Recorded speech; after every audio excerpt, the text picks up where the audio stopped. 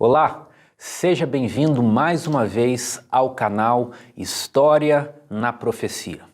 Este é o terceiro vídeo de uma série especialmente dedicada ao tema da interpretação profética e também sobre o avanço do futurismo ou adoção do futurismo pelos adventistas do sétimo dia. Eu estou aqui novamente com o Anderson Velten, que vai nos ajudar nessa abordagem, na compreensão desse tema. E se você ainda não estudou os temas anteriores por meio dos vídeos 1 e 2, eu sugiro que você veja esses vídeos, porque aqui estamos numa continuidade, avançando no tema de maneira progressiva. Esse tema é muito útil para nós, pois nos permite saber em que momento estamos antes do retorno do Senhor Jesus. E para começarmos, eu gostaria, Anderson, de recapitular algo de que já falamos em vídeos anteriores. Nós observamos que o movimento adventista do sétimo dia, ele é bastante calcado na interpretação profética historicista. Os adventistas do sétimo dia apresentam-se como os herdeiros do historicismo da Reforma Protestante.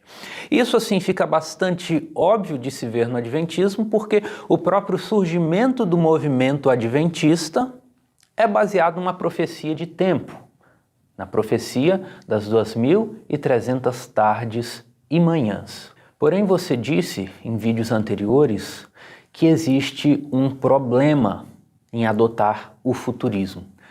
Você poderia repetir qual é esse problema? Eu também saúdo a todos os que estão acompanhando esta série de estudos e este vídeo. E respondendo a sua pergunta, Timóteo, de fato, nós já tratamos disso no vídeo número 1, mas eu posso fazer aqui uma recapitulação.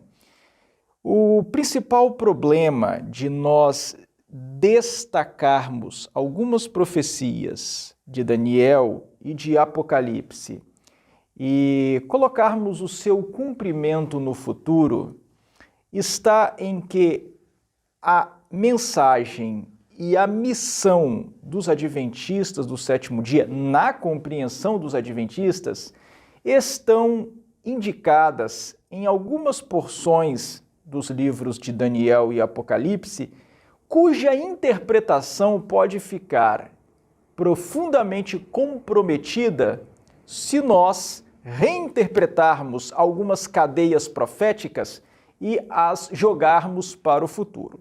Do que estou falando exatamente? Estou falando principalmente de Apocalipse capítulo 10. Os adventistas do sétimo dia veem em Apocalipse capítulo 10 a predição sobre a missão que lhes foi confiada, que foi confiada ao movimento adventista do sétimo dia. E o que nós temos em Apocalipse capítulo 10? Já tratamos disso no vídeo número 1. Vamos falar rapidamente de novo. Em Apocalipse capítulo 10, o apóstolo João vê um anjo forte descendo do céu com um livrinho aberto. Esse anjo forte se coloca sobre a terra e sobre o mar, levanta a sua mão direita para o céu, jura por aquele que vive pelos séculos dos séculos e que criou o céu, a terra, o mar e tudo quanto neles existe, e diz: já não haverá demora. Isso está em Apocalipse capítulo 10, versículo 6. E no versículo 7, continuando, esse anjo diz: mas nos dias da voz do sétimo anjo, quando ele estiver para tocar a trombeta, cumprir-se-á então o mistério de Deus, segundo ele anunciou aos seus servos, os profetas. E então João é chamado a entrar na cena profética e a pegar o livrinho aberto que estava na mão desse anjo forte e a comer esse livro. É dito que na sua boca o livro seria doce como mel, mas no seu estômago seria amargo. Os adventistas do sétimo dia perceberam que há uma ligação terminológica e temática entre Apocalipse capítulo 10 e Daniel capítulo 12. Lá em Daniel capítulo 12, o profeta recebe a ordem de encerrar as palavras e selar o livro, o qual permaneceria de alguma forma selado até ao tempo do fim. Mas no tempo do fim, muitos esquadrinhariam as páginas, o conteúdo desse livro do profeta Daniel, e o saber sobre as profecias se multiplicaria. E aí, o profeta Daniel viu 2 anjos, um em cada margem do rio, e um homem vestido de linho sobre as águas do rio, que levantou as suas mãos para o céu e jurou por aquele que existe eternamente, que aquelas maravilhas profetizadas se cumpririam depois de um tempo, 2 tempos e a metade de um tempo. Isso está em Daniel, capítulo 12, versículos 6 e 7. Ele diz isso em resposta à pergunta do anjo. O anjo pergunta quando se cumprirão essas maravilhas. Bem, as maravilhas de que o anjo estava falando são as maravilhas mencionadas nos versículos finais do capítulo 11 e nos versículos iniciais do capítulo 12, em que haveria um tempo de angústia, haveria ressurreição de mortos e Miguel se levantaria em defesa do povo de Daniel. E tudo isso se passa num tempo que o versículo 40 do capítulo 11 designa como o tempo do fim. Bem, então quer dizer que esse tempo do fim viria depois de um tempo, 2 tempos e metade de um tempo, que são o período dos 1260 dias simbólicos ou 1260 anos literais, que nós entendemos que se estendeu de 538 da era cristã a 1798. Em 1798, na fase final da Grande Revolução Francesa, os exércitos franceses, liderados pelo general Berthier, entraram na cidade de Roma, proclamaram a República Romana e levaram o Papa em cativeiro. Por causa desses eventos, e levando em consideração o período profético, nós entendemos que nesse ano começou o tempo do fim, o tempo designado para o fim, mencionado lá em Daniel capítulo 11, versículo 40. E o anjo havia dito para Daniel, lá em Daniel capítulo 12, versículo 4, consta o que o anjo disse: Tu, porém, Daniel, encerra as palavras e sela o livro, até ao tempo do fim.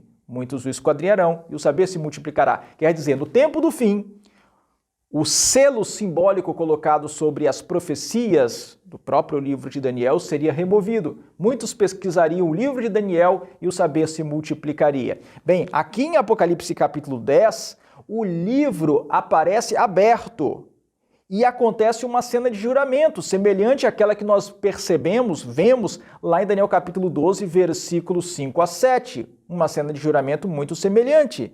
Isso permite que nós conectemos Apocalipse capítulo 10 com Daniel capítulo 12.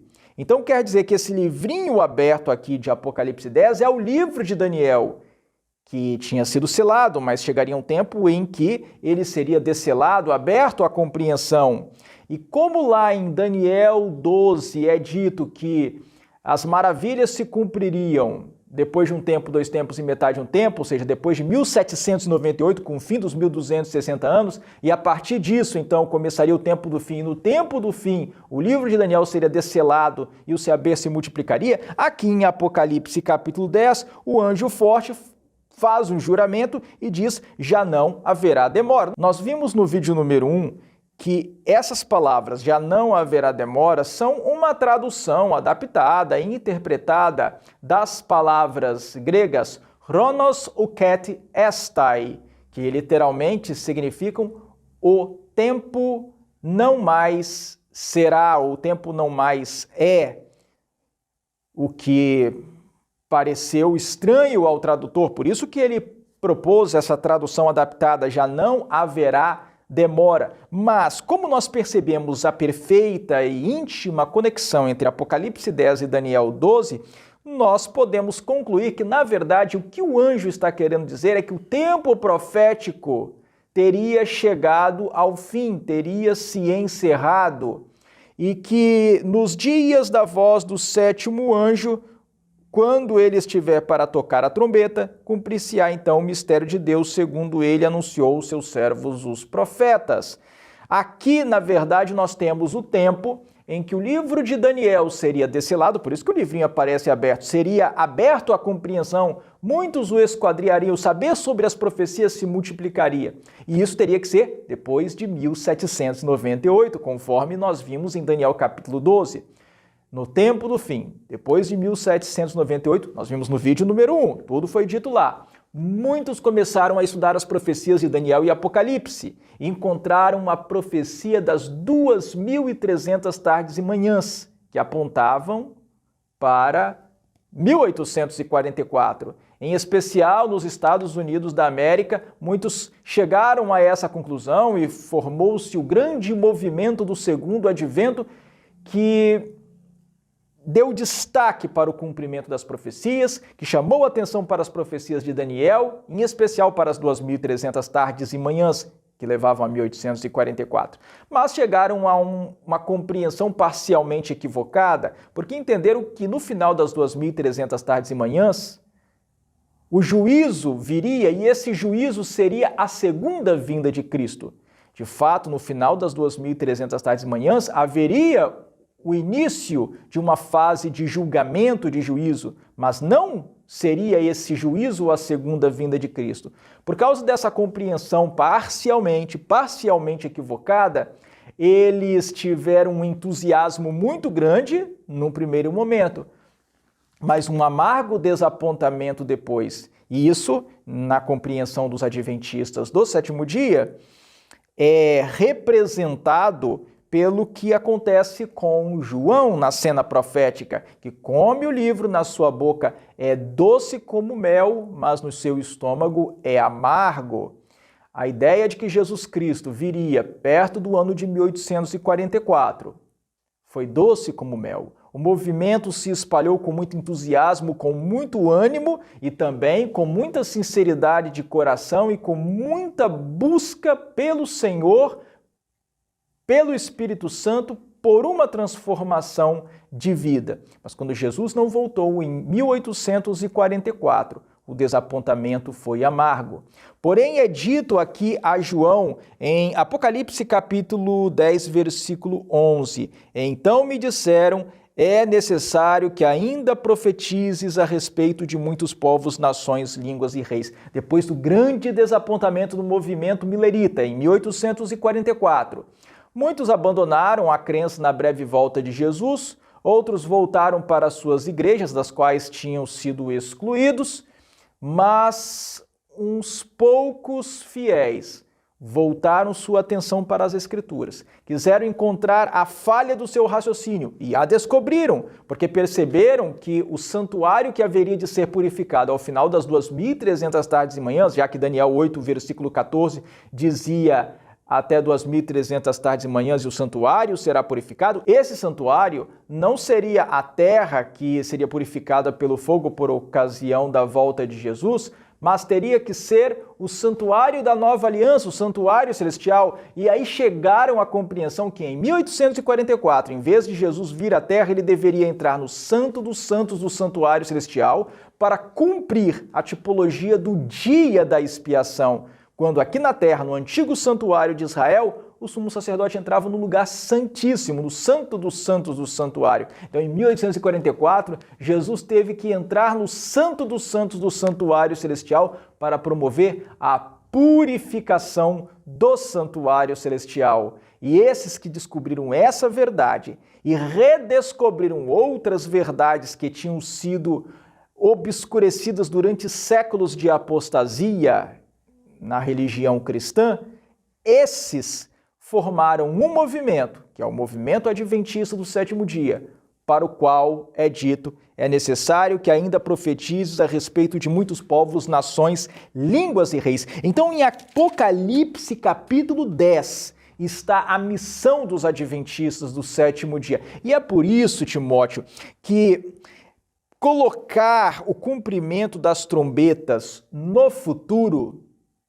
gera um grave problema. Gera um grave problema porque se você verificar topograficamente, a profecia de Apocalipse capítulo 10 está entre a sexta e a sétima trombeta, está no meio dessas trombetas. Se nós pegamos a profecia das trombetas e jogamos para o futuro como algo que ainda não aconteceu, interpretar Apocalipse 10 como tendo se cumprido na experiência do movimento do segundo advento no século XIX, lá por volta dos anos 1830, 1840, no surgimento dos adventistas do sétimo dia, parecerá claramente algo forçado, algo descontextualizado, algo que, na verdade, não teria a ver com aquilo que aconteceu com os mileritas e com os adventistas do sétimo dia. Então, esse aqui é um gravíssimo problema, além de que o anjo forte,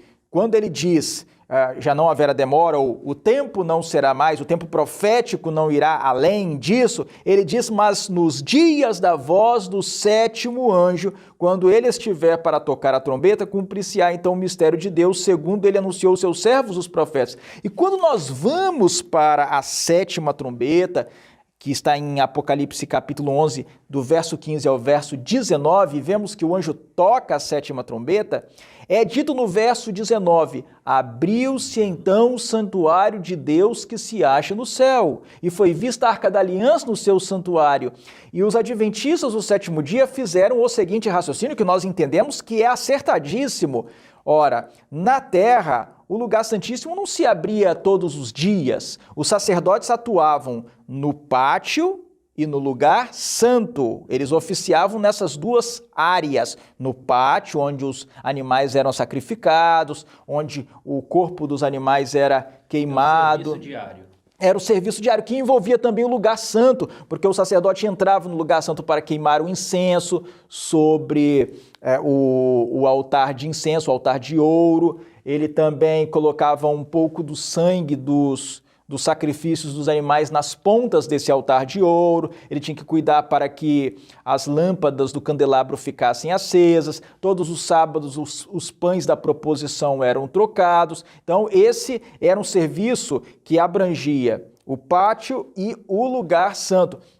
Mas não o Santíssimo. O lugar santíssimo só se abria no dia da expiação, no dia da purificação do santuário. Uma vez ao ano, 10º dia do sétimo mês.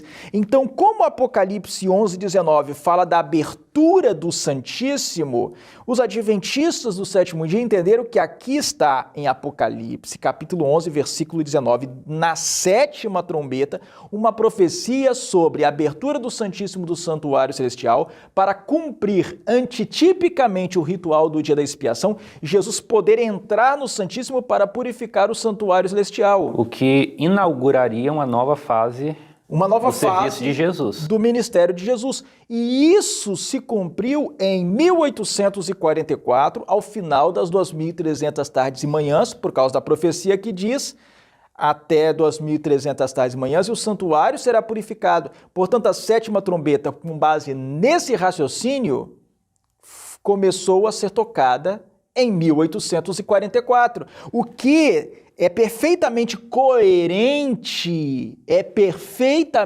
coerente com a abordagem que vê o cumprimento de Apocalipse 10 na experiência dos mileritas e dos adventistas do sétimo dia no século XIX. E se é assim, a sexta trombeta, que vem imediatamente antes no texto bíblico, tem a ver também com o século XIX e com esses séculos imediatamente anteriores. E por isso, na compreensão tradicional, histórica adventista do sétimo dia, a sétima trombeta tem a ver com o Império Otomano, porque o Império Otomano ele teve o seu auge desde que ele derrubou o Império Bizantino, já naquela época chamado, mais conhecido como um Império Grego, é o Império Romano Oriental, derrubou o que restava daquele império, se estabeleceu como novo império, o Império Turco-Otomano, e isso aconteceu ali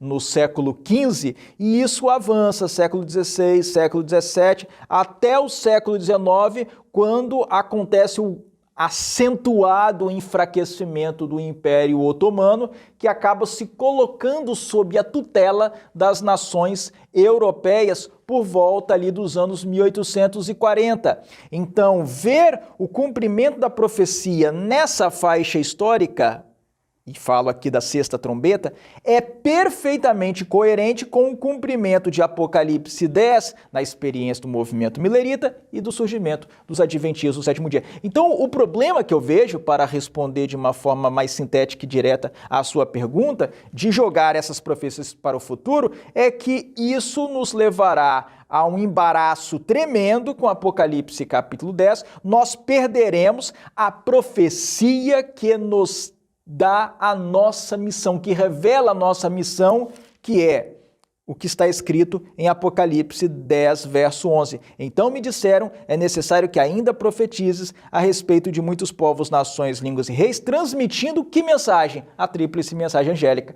Esse é o problema mais sério que eu vejo nessa abordagem futurista recente que tem aparecido entre nossos irmãos. Agora, me ajude a resumir isso que você falou brevemente. Nós temos Apocalipse 11, 19, que trata da abertura do lugar santíssimo. Nós vamos comparar com a profecia das 2.300 tardes, de que fala, tardes e manhãs de que fala Daniel.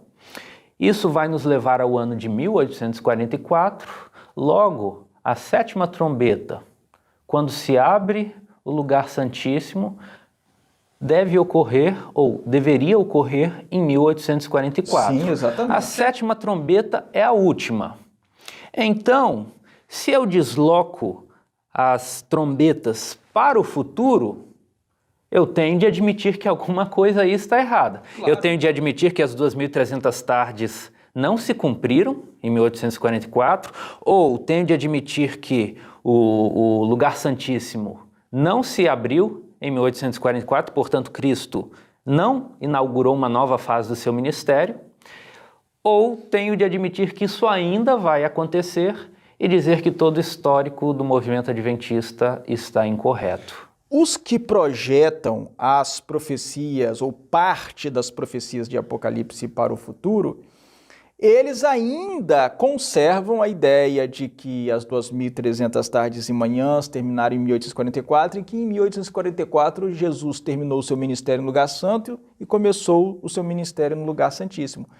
Todavia, eles perdem o único texto que fala disso, que é Apocalipse capítulo 11, versículo 19. Quando eles jogam as trombetas para o futuro, e isso tem que incluir a sétima trombeta, é óbvio, e também Apocalipse 11, 19, quando eles jogam isso para o futuro, eles perdem o único texto que está falando que chegaria um momento em que o Santíssimo haveria de se abrir, porque ele se abre no contexto da sétima trombeta.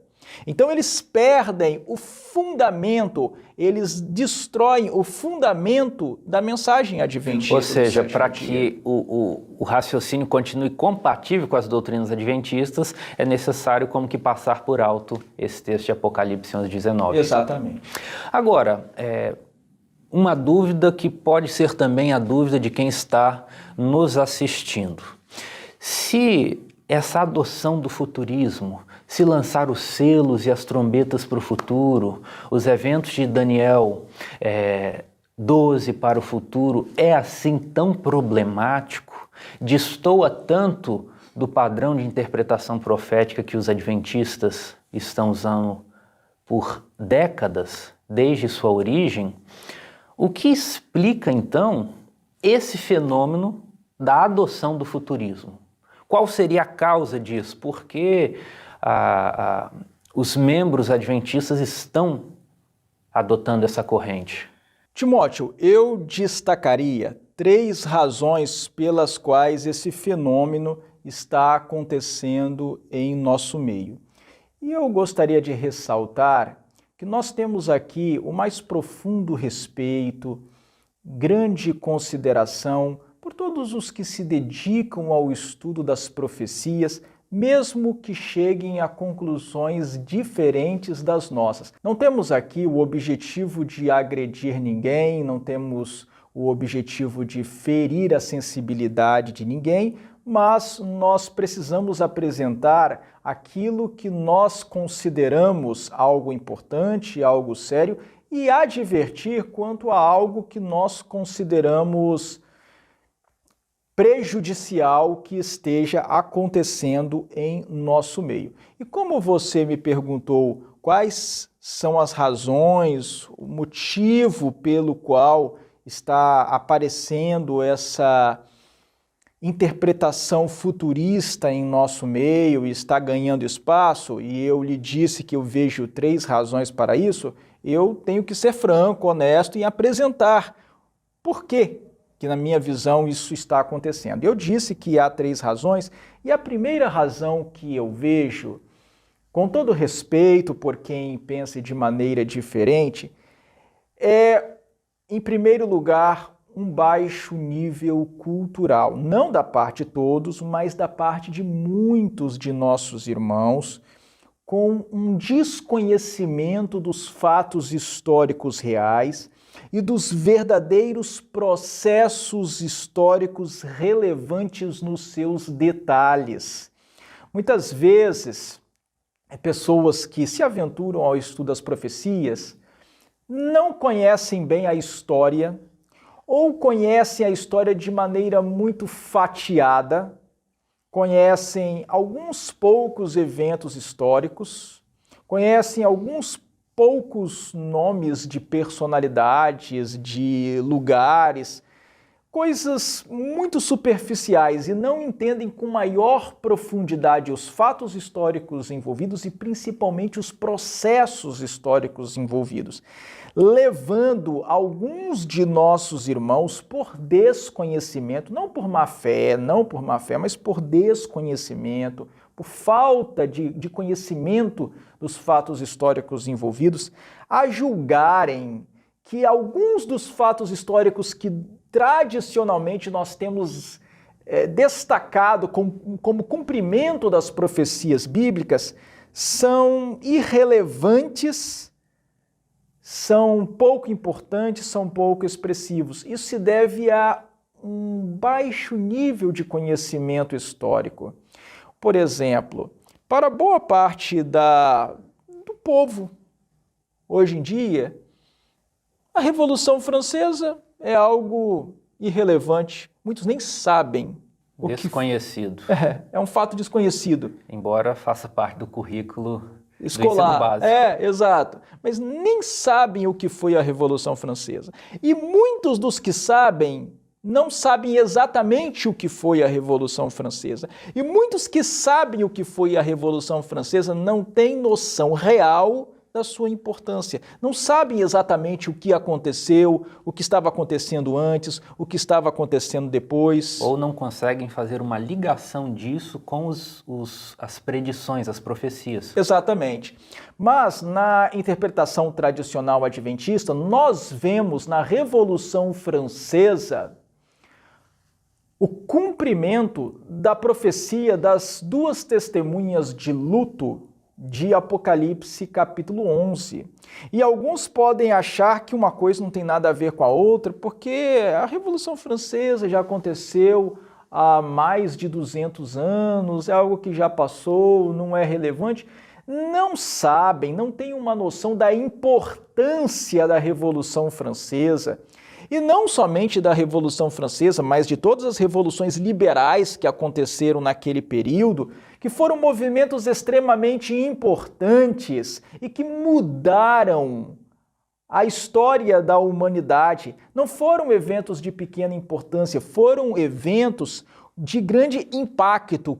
Foram eventos que promoveram uma modificação drástica no curso da história, foram eventos que tiveram repercussão relevante no curso dos eventos nos séculos seguintes. Então a Revolução Francesa foi muito importante. Ela foi muito importante, por exemplo, porque durante séculos predominou na Europa o direito civil romano e o direito canônico da Igreja Católica, baseado em grande medida, não somente, mas em grande medida, no direito romano.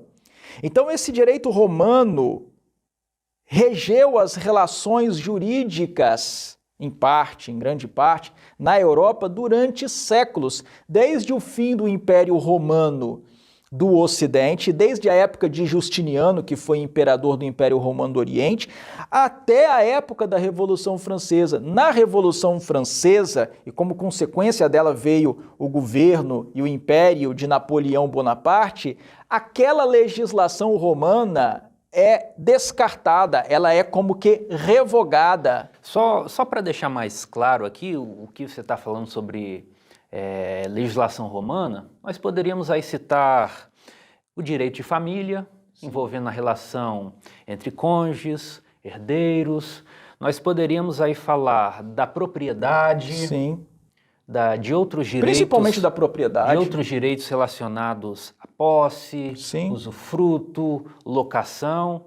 É desse tipo de coisa que você está falando. Sim, também. E também do próprio papel da igreja na sociedade ocidental, até a Revolução Francesa. Mas na Revolução Francesa e logo depois da Revolução Francesa, em continuidade, no governo imperial de Napoleão Bonaparte, essa legislação romana é como que revogada e substituída pelo Código de Napoleão, que inaugura uma nova fase da história da humanidade. Novos parâmetros são estabelecidos, novas relações jurídicas são estabelecidas. Então a Revolução Francesa não foi um evento irrelevante ou de pouca importância que aconteceu, não. Ela marcou uma mudança significativa no curso dos eventos, até o ponto que a historiografia promove uma divisão das fases da história na Revolução Francesa.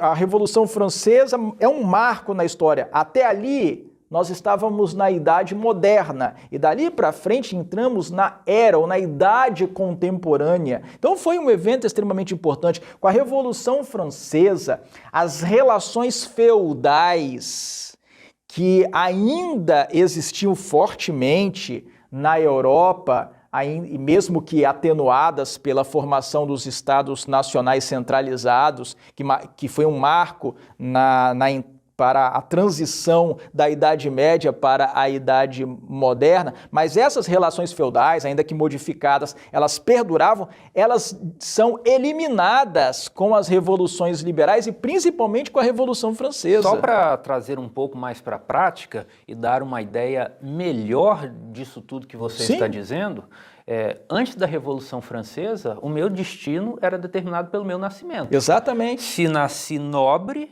vou viver como nobre. E vai morrer Mas se eu como nasci nobre. sem nenhuma posse, o melhor que eu vou conseguir para a minha vida é trabalhar na propriedade de um nobre. Exatamente. Ou se não, adotar uma profissão como um artesão. Sim. Ou algo do tipo. Com a Revolução Francesa e com o Código Civil Napoleônico, abre-se espaço para um comportamento mais individualista, mais liberal, em que pelo meu trabalho eu posso sair da pobreza e ir para a riqueza, ou posso sair da riqueza e ir para a pobreza. Exatamente. Então essa é uma modificação social muito claro, intensa, porque uma grande novidade. Permite uma mobilidade social maior. E até a Revolução Francesa, a Igreja Católica Romana, inserida nessa estrutura feudal, dominava em grande medida. É claro que ela não era o único player, não era o único ator importante nesse cenário, mas ela dominava em grande medida as relações sociais, políticas e econômicas da Europa até essa época. Porque nós tínhamos monarcas absolutos e esses monarcas se submetiam ao poder papal, ao catolicismo. Em grande medida. É claro que muitas vezes havia uma disputa entre o Papa e o imperador do Sacro Império Romano Germânico, e também havia ali uma disputa com os príncipes italianos, mas o poder papal era muito grande e a Revolução Francesa quebra esse estado de coisas, inaugura um novo estado de coisas. Por isso que, na interpretação profética adventista, a Revolução Francesa, quando também o Papa é levado em cativeiro por um exército francês, esse momento é tão importante que nós entendemos que na profecia isso é representado por uma ferida mortal que é desferida à besta. A besta recebe uma ferida, um golpe de morte. E aí me deixe comentar uma daquelas frases que resume bem uma fase da Revolução Francesa, que era: vamos enforcar o último rei nas tripas do último padre. Exatamente. Que contraste entre um momento anterior, em que a igreja tinha uma supremacia a ponto de ser equiparada até a um país, sim, até um estado soberano, sim, e agora que ela perde o seu prestígio a ponto de ser... Exatamente. E você tocou nesse ponto do contraste que merece ser destacado aqui.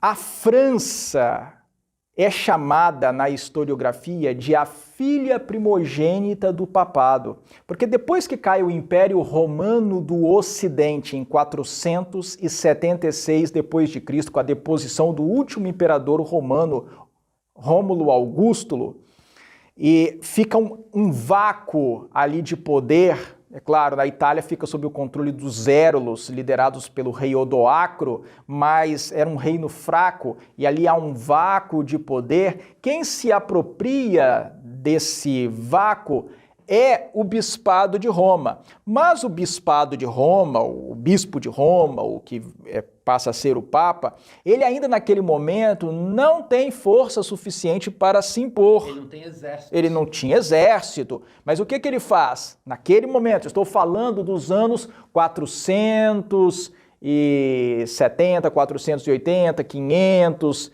Por volta desse período, o que ele faz? Ele estabelece uma aliança com o rei dos francos, Clovis. Ele estabelece uma aliança com Clovis. E essa aliança que é estabelecida com Clovis vai perdurar pelos séculos. A aliança com os reis da França. Qual era a troca que se fazia? A troca era: os francos tinham um exército, eles protegeriam o bispo de Roma, eles protegeriam o Papa e a cúpula papal, ao passo que o Papa legitimaria o governo dos francos sobre vasta região da Europa, dizendo que eles tinham sido escolhidos por Deus.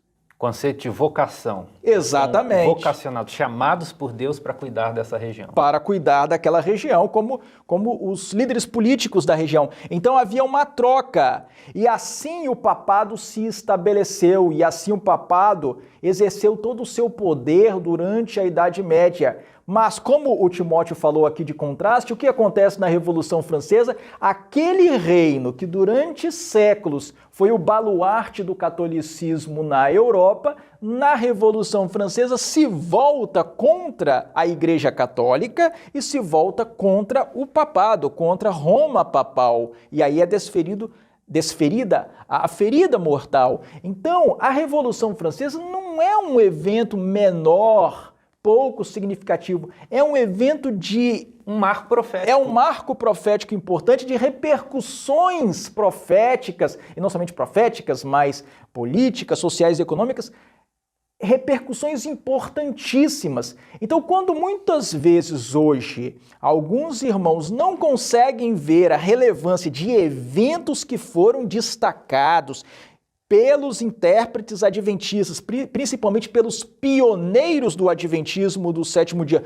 no século XIX, ao estabelecerem a nossa interpretação profética, esses nossos irmãos que não conseguem mais ver relevância nesses eventos, não conseguem ver essa relevância, com todo respeito, mas não conseguem ver essa relevância por desconhecimento, por baixo conhecimento ou por nenhum conhecimento de fatos históricos e de processos históricos relevantes. E aqui nós demos o exemplo da França e da Revolução Francesa e do governo de Napoleão, mas nós estamos falando disso apenas como exemplo. Nós poderíamos estar falando da importância do Império Turco-Otomano, que foi importantíssimo, não foi pouco relevante, não, foi importantíssimo. Os eventos referentes ao Império Turco-Otomano foram importantíssimos. E poderíamos estar falando aqui de outros eventos, do surgimento do islamismo, que nós entendemos que está representado ali na quinta trombeta, e para muitos o surgimento do islamismo não é algo relevante, digno de estar na profecia. Como não é algo relevante, sendo que hoje a religião muçulmana é a segunda maior religião do mundo e é a que mais cresce. Ela ocupa vastas regiões do mundo, todo o Oriente Médio, o norte da África, de países cuja população é majoritariamente muçulmana. Também a Indonésia, que já está no Sudeste Asiático, é o país de maior população muçulmana do mundo. Nós temos também lá ao lado da Índia, Bangladesh, o Paquistão, são países de população muçulmana. Então, como nós poderíamos imaginar que na profecia do Apocalipse não houvesse nada mostrando o despontar da religião muçulmana, do islamismo? Então, os fatos históricos que foram destacados pelos nossos pioneiros na interpretação das profecias não foram fatos históricos pouco relevantes, são fatos históricos de grande relevância, de grande impacto, de grande repercussão na realidade mundial. Então, essa é a primeira razão que eu vejo para que muitos não estejam percebendo a importância dos fatos destacados na interpretação adventista, que é o desconhecimento dos fatos históricos. Então, em resumo, um dos motivos que leva à adoção do futurismo seria o desconhecimento dos fatos históricos e também dos processos históricos. Agora, você disse que seriam três razões. Qual é a segunda? A segunda razão que eu vejo é o prolongamento do tempo da nossa permanência neste mundo e, por assim dizer, o adiamento do tempo da segunda vinda de Jesus, levando nossos irmãos a considerarem aqueles fatos históricos tradicionalmente identificados com as profecias como fatos pequenos, distantes e sem importância para os dias atuais. Como o tempo se prolongou além do que nós imaginávamos, e isso por culpa da igreja, isso por culpa do próprio povo de Deus, que não buscou o reavivamento, que não buscou a reforma, que não desempenhou a parte que cabia a ele, povo de Deus, desempenhar. Por causa disso, o nosso tempo de permanência neste mundo tem se prolongado, assim como o tempo de permanência do povo de Israel no deserto se prolongou por causa do próprio povo de Israel, por culpa do próprio povo. Como o nosso tempo de permanência neste mundo está se dilatando além do que era a vontade original de Deus, o propósito original de Deus, a intenção de Deus, a intenção divina. Então, muitos de nossos irmãos começam a achar que os eventos que foram tradicionalmente identificados como aqueles indicados na profecia estão ficando muito distantes, parecem pequenos, pouco relevantes, e começam a querer ver nos dias de hoje, nos nossos dias, o cumprimento de todas as profecias de Daniel e Apocalipse, ou pelo menos da maior parte desses eventos. Então, desses eventos proféticos, a maior parte dessas profecias. E aí o que fazem? Começam a desconsiderar o cumprimento de parte das profecias de Daniel e de Apocalipse naqueles eventos históricos que tradicionalmente eram identificados como cumprimento das profecias e começam a deslocar essas profecias para seu cumprimento hoje ou num futuro próximo, que eles imaginam próximo, e aí começam a jogar os selos para o futuro, as trombetas para o futuro e outras partes de Daniel e Apocalipse para o futuro. É o desejo de sentir que está vivendo num momento em que todas as profecias estão se cumprindo. É isso que eu diria, é como que uma forma de satisfazer uma necessidade psicológica. Sim, exatamente. De estar no meio de algo muito relevante. Sim, é exatamente algo isso. Em que está, assim, pipocando de acontecimentos, de cumprimentos proféticos. Eles se sentem desconfortáveis e insatisfeitos de acharem que a maior parte das profecias de Daniel e Apocalipse já se cumpriu, com poucas profecias ainda por se cumprir. Eles querem se sentir no meio, como você acaba de falar muito bem, no meio de um contexto em que muitos eventos proféticos estejam se cumprindo, e aí eles têm que achar profecias para esses eventos. Então eles têm que desconectar as profecias de Daniel e Apocalipse de eventos já cumpridos, já acontecidos, já realizados, e encaixar essas profecias em eventos que estejam acontecendo em nossos dias, mesmo que, do ponto de vista histórico, os eventos que estejam acontecendo hoje sejam menos significativos do que outros eventos que já aconteceram no passado, como nós mencionamos a Revolução Francesa. Então, em resumo, a adoção do futurismo também nasce do desejo de, como que, quebrar a monotonia. Quebrar a monotonia, exatamente. Da vida espiritual que marca a nossa época.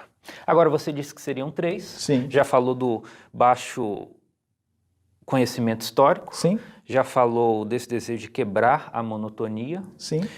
E qual o terceiro? Eu acho, Timóteo, que a terceira razão seja a mais séria, a mais preocupante.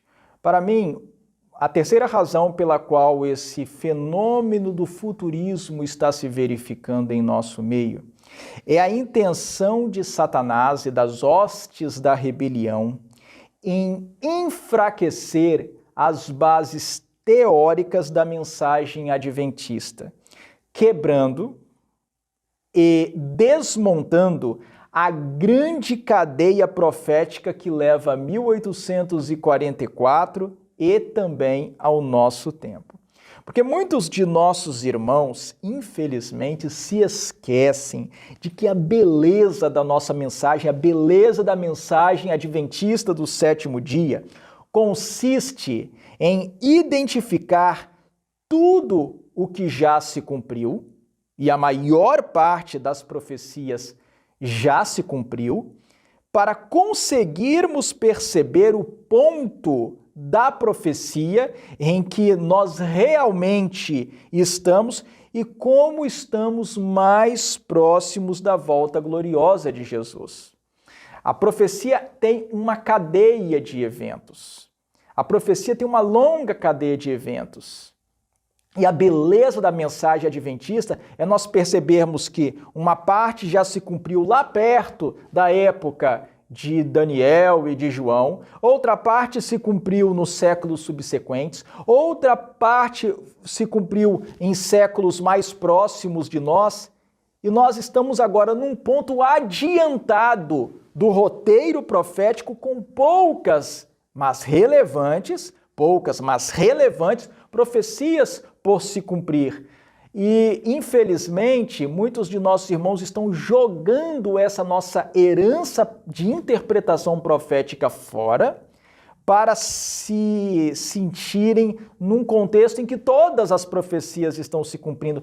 E isso é um plano de Satanás, porque se Satanás consegue convencer o nosso povo disso, nós vamos perder essa bela mensagem profética. Nós não vamos ter mais essa cadeia se cumprindo através dos séculos. Não, simplesmente nada de relevante ou quase nada de relevante aconteceu e, nessa especulação moderna, todos os grandes eventos relevantes vão se cumprir em nossos dias. Nós perdemos parte dessa cadeia profética e isso é muito negativo porque nós perdemos uma sequência, e é a sequência que interessa, é a sequência que importa, nós perdemos a sequência, não somente em Daniel, mas também em Apocalipse, uma sequência que vai nos levando passo a passo até 1844 e até os nossos dias. E aí, alguns que talvez não tenham me compreendido podem se perguntar ou estar se perguntando, mas por que nós perdemos a sequência? Nós perdemos a sequência quando alguns de nossos irmãos, a quem me dirijo com todo respeito e carinho, sem nenhum deboche, sem nenhum intuito de ofender, mas quando alguns de nossos irmãos pegam parte ou grande parte dessas profecias que estariam numa sequência e desconectam de fases, períodos ou eventos que já aconteceram e jogam tudo isso para o futuro. Então nós perdemos uma sequência, não temos mais uma sequência. Nós simplesmente achamos que agora é o tempo e tudo vai se cumprir agora e nada de relevante ou pouco de relevante aconteceu no passado. Isso para mim é uma estratégia de Satanás para enfraquecer a nossa mensagem, a nossa interpretação adventista do sétimo dia. Compreendo. Por isso, querido amigo, amiga que nos assiste, fique atento ao que você crê. É requerido de cada um de nós o estudo pessoal, é requerido de cada um de nós o entendimento sobre aquilo que declaramos crer. Você deve estudar e fazer como os bereanos, conferir se as coisas são realmente assim. Agora, Anderson, já que estamos falando do futurismo entre os adventistas do sétimo dia, é inevitável tocar no nome de Ellen White. Ellen White esteve entre os pioneiros, foi uma fundadora do movimento adventista e os adventistas do sétimo dia creem que ela recebeu o dom de profecia. Ellen White cita alguma coisa ou nos adverte sobre a adoção de uma outra corrente interpretativa, ainda que um futurismo parcial? Há alguma coisa nos escritos dela? Sim, existe um texto que se encontra no livro Mensagens Escolhidas, volume 2, no capítulo 12, intitulado Os Três Anjos e o Outro Anjo. Ali, a partir da página 101, existe uma declaração de Ellen White, até de uma extensão considerável, que é pertinente ao assunto acerca do qual nós estamos dialogando e que eu peço licença para ler aqui para os que estão acompanhando o vídeo, porque é uma citação extremamente importante, principalmente para os que estão assistindo ao vídeo e são adventistas do sétimo dia e, portanto, presumivelmente creem no ministério de Ellen White. Ela diz o seguinte a partir da página 101, Mensagens Escolhidas, volume 2, a partir da página 101. Não consegui dormir depois de 1h30 da madrugada. Eu estava levando ao irmão T uma mensagem que o Senhor me dera para ele. Os pontos de vista particulares que ele mantém são uma mistura de verdade e de erro. Que coisa interessante. Ela está falando aqui de um irmão que tinha pontos de vista que não eram totalmente errados, mas que também não eram totalmente certos. Era uma mistura de verdade e de erro. Caso ele houvesse passado pelas experiências do povo de Deus ao dirigi-los, ele, pelos 40 anos passados, estaria mais bem preparado para fazer a correta aplicação da Escritura.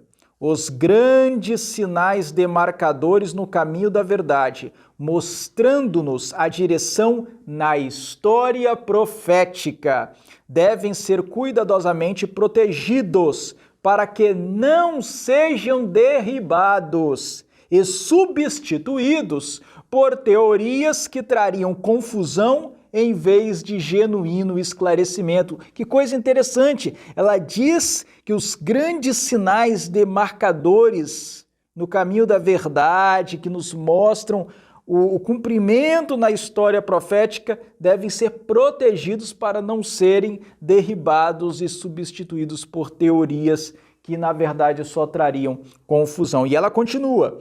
Foram-me citadas as próprias teorias errôneas que têm sido repetidamente apresentadas. Os que defendem essas teorias apresentaram citações escriturísticas. Olhem que coisa interessante. Os que defendem essas teorias apresentaram citações escriturísticas, mas aplicaram-nas mal e as deturparam. As teorias julgadas corretas eram incorretas E todavia, muitos pensaram que fossem justamente as teorias a serem apresentadas ao povo. As profecias de Daniel e de João devem ser diligentemente estudadas. Existem pessoas ainda vivas que, ao estudarem as profecias de Daniel e de João, receberam grande luz de Deus ao examinarem a base onde profecias especiais estavam em processo de cumprimento por sua ordem. Ela diz que no tempo dela e nas décadas anteriores, homens receberam grande luz de Deus ao estudarem as profecias de Daniel e de João, ao examinarem a base onde profecias especiais estavam em processo de cumprimento por sua ordem. E esse por sua ordem é muito importante, que a profecia vai se cumprindo na sua ordem. Eles levaram a mensagem do tempo ao povo. A verdade brilhou claramente como o sol ao meio-dia. Acontecimentos históricos mostrando o direto cumprimento da profecia foram expostos ao povo e viu-se que ela era um esboço figurado de acontecimentos conducentes ao encerramento da história terrestre. Então ela fala aqui de acontecimentos históricos mostrando o direto cumprimento da profecia foram expostos ao povo e a sequência desses acontecimentos históricos que já se realizaram, que já se verificaram na história, vão nos encaminhando para os últimos eventos da história deste mundo. As cenas relacionadas com a obra do homem do pecado são os últimos aspectos claramente revelados na história terrestre. O povo tem agora uma mensagem especial para dar ao mundo, a terceira mensagem angélica. Aqueles que, em sua experiência, examinaram o fundamento e desempenharam uma parte na proclamação da primeira, segunda e terceira mensagens angélicas, não estão tão suscetíveis a serem induzidos a falsos caminhos, como os que não tiveram conhecimento experimental do povo de Deus. Mas ela prossegue. Tem havido uns e outros que, estudando a Bíblia, julgaram descobrir grande luz e teorias novas, mas não têm sido corretas. As Escrituras são todas verdade, mas por aplicarem-nas mal, homens chegam a erradas conclusões. Achamo-nos empenhados em grande conflito, e ele se tornará mais rigoroso e decidido ao nos aproximarmos da luta final. Temos um inimigo vigilante e está em constante atividade na mente humana, que não teve experiência pessoal nos ensinos do povo de Deus pelos 50 anos passados. A senhora White está falando aqui que Satanás atua principalmente nas mentes daqueles que não passaram por aquele processo nos 50 anos anteriores a este texto, nos 50 anos que antecederam este texto, pessoas que não tiveram a experiência na pesquisa da verdade naqueles 50 anos iniciais do Adventismo do sétimo dia, pessoas que não viram como que o cumprimento das profecias foi identificado pelos pioneiros do Adventismo. As pessoas que não participaram daquele processo de pesquisa são agora objeto da atuação de Satanás para levarem esses nossos irmãos posteriores ao período formativo da mensagem adventista do sétimo dia a formularem novas teorias, novas ideias que abandonam ou que as fazem abandonar as conclusões dos nossos pioneiros. Isso é preocupante. E ela diz mais: alguns tomarão a verdade aplicável a seu tempo e pô-la-ão no futuro. Ela diz: alguns tomarão a verdade aplicável a seu tempo e pô-la-ão no futuro. Ela está dizendo aqui predição do espírito de profecia, mas ela fala mais. Acontecimentos na sequência da profecia, prestem atenção nisso, eu estou lendo aqui, acontecimentos na sequência da profecia que tiveram seu cumprimento no distante passado, são considerados futuros. E assim, por essas teorias, a fé de alguns é solapada. Bem claro, bem direto, bem específico. Vale a pena eu ler novamente esse trecho. Acontecimentos na sequência da profecia que tiveram seu cumprimento no distante passado, ela diz, são considerados futuros. E assim, por essas teorias, a fé de alguns é solapada. É o espírito de profecia falando. Mas ela não para aqui, ela continua. Segundo a luz que o Senhor ouve por bem conceder-me, estais em risco de fazer a mesma obra, apresentando perante outros verdades que tiveram seu lugar e fizeram sua obra específica para o tempo, na história da fé do povo de Deus. Reconheceis como verdadeiros esses fatos na história bíblica, mas os aplicais ao futuro. Ela diz, ela se refere ao irmão para quem ela estava escrevendo. Reconheceis como verdadeiros esses fatos na história bíblica, mas os aplicais ao futuro. Eles têm sua força ainda em seu devido lugar, na cadeia dos acontecimentos que nos tornaram como um povo, o que somos hoje, e como tal, eles devem ser apresentados àqueles que se encontram nas trevas do erro. Os fiéis obreiros de Jesus Cristo devem cooperar com seus irmãos que tiveram experiência na obra desde o próprio surgimento da mensagem do terceiro anjo. Esses seguiram passo a passo, recebendo luz e verdade ao avançarem, suportando prova após prova, erguendo a cruz que lhes jazia diretamente na trilha e esforçando-se por avançar em conhecer o Senhor, cujas saídas são preparadas qual amanhã. Vós e outros de nossos irmãos precisais aceitar a verdade tal como Deus a deu aos estudiosos de suas profecias, à medida que eles foram conduzidos por viva e genuína experiência, avançando ponto por ponto, testados, provados e experimentados, até que a verdade é para eles uma realidade. Por sua palavra e pena, tem ido a todas as partes do mundo, a verdade em raios brilhantes e cálidos, e aquilo que lhes era verdade teste, segundo era trazida pelos mensageiros delegados do Senhor, é verdade que prova a todos a quem esta mensagem é proclamada. A força da advertência a vir agora ao povo de Deus, de perto e de longe, é a mensagem do terceiro anjo. E os que estão buscando compreender essa mensagem não serão levados pelo Senhor a fazer da palavra uma aplicação que solape o fundamento e remova as colunas da fé que fizeram dos adventistas do sétimo dia o que hoje são. As verdades que se tem estado a desdobrar em sua ordem, à medida que temos avançado através da profecia revelada na palavra de Deus, são verdade, sagrada e eterna verdade hoje. Aqueles que examinaram passo a passo a base na história passada de nossa experiência, vendo a cadeia de verdade nas profecias, estavam preparados para receber e obedecer a todo raio de luz.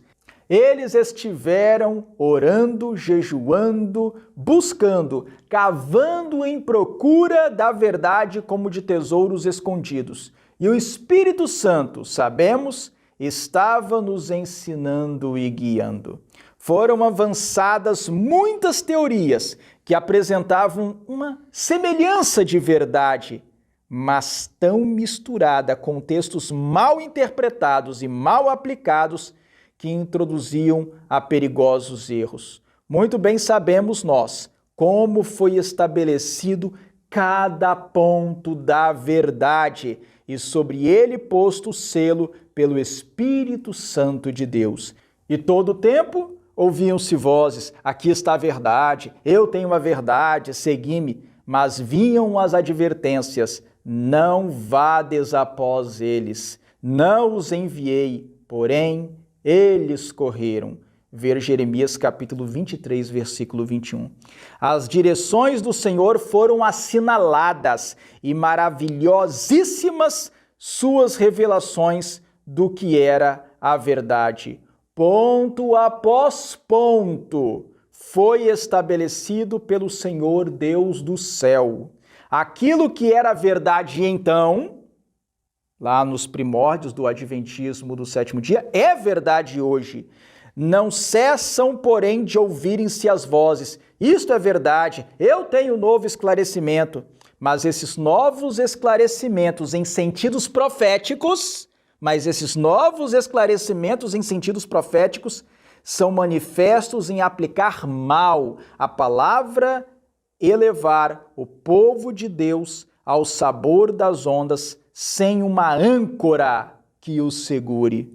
Se os estudiosos da palavra pegassem as verdades que Deus revelou ao guiar seu povo e se apoderassem dessas verdades, digerissem-nas e as introduzissem em sua vida prática, então seriam condutos vivos de luz. Mas aqueles que se aplicaram a estudar novas teorias têm uma mistura de verdade e de erro. Parte verdade, parte erro.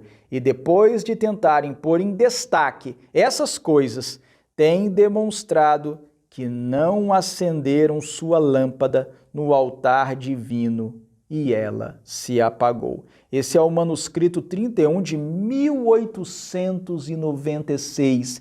Esse manuscrito foi produzido por Ellen White 8 anos depois de ela ter publicado o livro O Grande Conflito, tal como se encontra hoje, tal como existe hoje, o Grande Conflito como o atual 5º volume da série O Conflito dos Séculos. E ela está falando aqui de pessoas no final do século XIX que estavam propondo novas interpretações para as profecias, que estavam abandonando a interpretação profética tradicional, adventista, estabelecida ali nos anos do movimento milerita e corrigida e refinada pela luz dada por Deus nos primeiros anos do adventismo do sétimo dia, ali nos anos que se seguiram a 1844.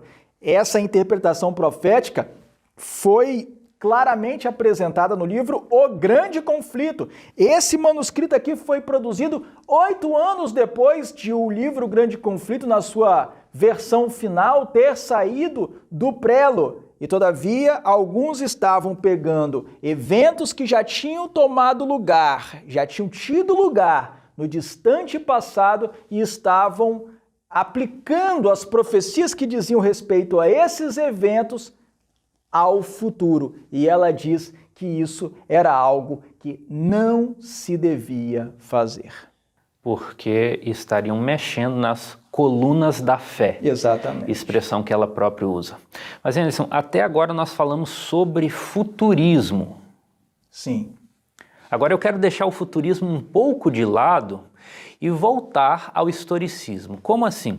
O futurismo projeta para o futuro muitas profecias dizendo que elas não ocorreram, mas ainda estão por ocorrer. O historicismo prega o cumprimento histórico ao longo de toda a história das profecias. As profecias estão distribuídas ao longo do tempo. Então eu quero falar de futuro agora, mas não pela ótica do futurismo, pela ótica do historicismo. Quais são as profecias que você crê que ainda estão por se cumprir? Vamos falar aqui de Daniel e Apocalipse. Você teria como repassar esses livros para dizer o que ainda está para se cumprir? Isso é excelente, Timóteo. Nós vamos fazer isso sim agora para o esclarecimento dos que nos acompanham, é algo realmente importante. Vamos repassar as profecias de Daniel e Apocalipse. Em Daniel, a primeira cadeia profética é a que aparece aqui no capítulo 2, no sonho que Nabucodonosor teve da estátua. E nessa profecia de Daniel capítulo 2, a parte que ainda está por se cumprir é a que aparece nos versículos 44 e 45, que fala da interpretação da pedra que é cortada sem o auxílio de mãos e que arremete contra tudo, contra os pés da estátua, em parte de ferro e em parte de barro, representando os reinos dos nossos dias. E a pedra que simboliza a segunda vinda de Cristo destrói toda a estátua, destrói todos os reinos desta terra e se converte, se transforma numa grande montanha, enchendo toda a terra, representando o reino de Deus. Essa é a parte de Daniel 2 que ainda falta se cumprir. A segunda cadeia profética do livro de Daniel está no capítulo 7, a profecia que trata dos 4 animais e também do chifre pequeno. Aqui, no sonho que Daniel teve e registrou no capítulo 7, a parte que falta se cumprir é a que nós encontramos nos versículos 26 e 27, que diz que o tribunal divino há de tirar o domínio do chifre pequeno e há de o destruir e o consumir até o fim. E então o reino de Deus será dado ao povo dos santos do Altíssimo, o que também é declarado aqui no versículo 22, em que se diz que veio o tempo em que os santos possuíram o reino, o que se cumprirá por ocasião da segunda vinda de Jesus. É somente isso que falta se cumprir aqui em Daniel capítulo 7. A profecia do capítulo 8 é a terceira cadeia profética dentro do livro de Daniel. E aqui nós temos a visão que o profeta Daniel teve do carneiro com seus 2 chifres, o bode peludo com o grande chifre entre os olhos, que se quebrou em 4, se transformou em 4 chifres, e depois veio um chifre pequeno, que era pequeno no seu início, mas cresceu, até atingir o céu e deitou por terra a verdade, e o que fez prosperou. Aqui, na cadeia profética de Daniel capítulo 8, a única parte que falta se cumprir é o final do versículo 25, que está interpretando as cenas da visão. É o anjo interpretando as cenas da visão. E no final do versículo 25 é dito que esse poder representado pelo chifre pequeno será quebrado sem esforço de mãos humanas, o que se dará por ocasião da segunda vinda de Jesus, o que fica claro quando nós lemos as considerações do apóstolo Paulo na segunda carta aos Tessalonicenses, no capítulo 2, em que ele diz que o iníquo há de ser destruído por Jesus em seu segundo aparecimento em glória e majestade. A profecia das 70 semanas já teve seu pleno cumprimento e a cadeia profética de Daniel 11 e 12 também já atingiu quase o seu cumprimento completo. A parte que falta se cumprir com segurança, a parte que certamente ainda está no futuro, são os versos 44 e 45 do capítulo 11 e os versículos 1 e 2 do capítulo 12. Essa porção, esses 4 versículos, falam do fim do poder iníquo que armará suas tendas palacianas entre os mares contra o Monte Santo e Glorioso. Esse trecho fala do tempo de angústia final, fala da ressurreição parcial em Daniel capítulo 12, versículo 2, em que alguns, antes da volta de Jesus, hão de ressuscitar para a vida eterna e outros para o horror eterno, para a vergonha eterna, e fala também de Miguel, o grande príncipe, se levantando em defesa dos filhos do povo de Daniel. Então, esses versículos que eu mencionei no capítulo 2, no capítulo 7, no capítulo 8 e nos capítulos 11 e 12, que formam uma só cadeia profética, são a porção ou as porções das profecias de Daniel que ainda esperam o seu cumprimento. Mas agora vamos para o Apocalipse. Quais profecias do Apocalipse ainda estão para se cumprir na visão historicista? Bem, no livro do Apocalipse também temos algumas porções de profecias ainda por se cumprir. Na interpretação historicista adventista do sétimo dia, cremos que estamos vivendo no período histórico representado pela igreja de Laodiceia. E a carta que foi enviada para a igreja de Laodiceia, na verdade para o anjo da igreja de Laodiceia, a liderança da igreja de Laodiceia, encontra-se no capítulo 3, do verso 14 ao verso 22. Mas essa é uma realidade presente. O Timóteo indagou sobre profecias que ainda estão por se cumprir. E vamos falar delas, sim. As porções que ainda estão por se cumprir são as que eu vou mencionar agora. No capítulo 6, o que ainda está por se cumprir são os versículos 14 a 17. Porque nos versículos 14 a 17, nós temos o céu se recolhendo como um pergaminho, o que se refere ou aponta para um evento ligado à volta de Jesus e que nós não sabemos bem como será. Tem a ver com o abalo das potestades do céu, será algo que vai acontecer no céu. Poderemos falar mais detidamente disso posteriormente. E a própria volta de Jesus, que é descrita nos versos 15 a 17 do capítulo 6 de Apocalipse. Além disso, no capítulo 7, nós temos os versículos 9 a 17, que mostram a grande multidão de todos os salvos, de todos os tempos e de todas as épocas, em pé diante do trono de Deus e tendo acesso ao santuário de Deus. Isso vai se cumprir nos 1000 anos, durante os 1000 anos em que o povo de Deus de todos os tempos e de todas as épocas, vitorioso, estará no céu diante do trono de Deus e podendo ter acesso ao santuário celestial.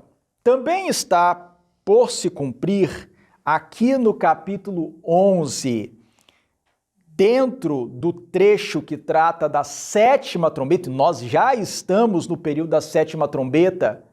Nós podemos falar disso com mais detalhes num momento oportuno, mais para frente. Aqui dentro desse trecho que trata da sétima trombeta, uma parte do verso 18 ainda está por se cumprir. O verso 18 diz o seguinte: na verdade as nações se enfureceram.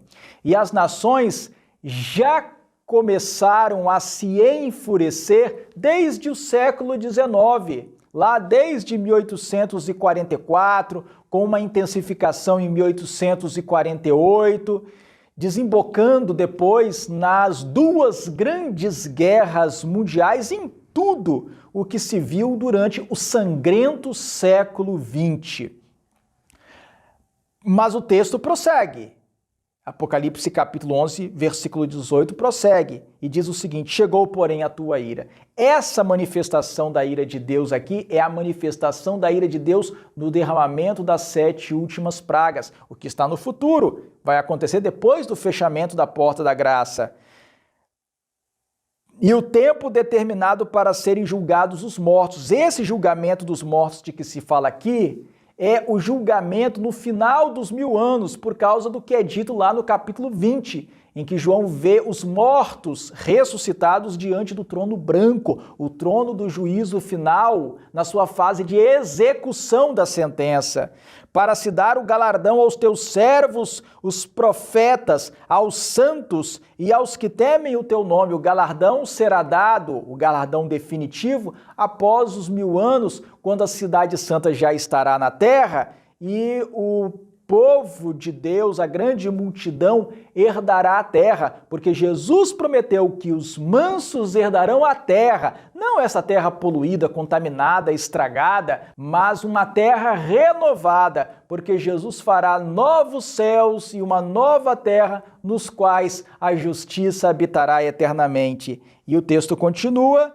tanto aos pequenos como aos grandes, e para destruíres os que destroem a terra. Isso aqui é uma referência aos ímpios, que no final dos 1000 anos serão destruídos no lago de fogo e enxofre. Então, parte do versículo 18 ainda terá o seu cumprimento, ainda se cumprirá no futuro.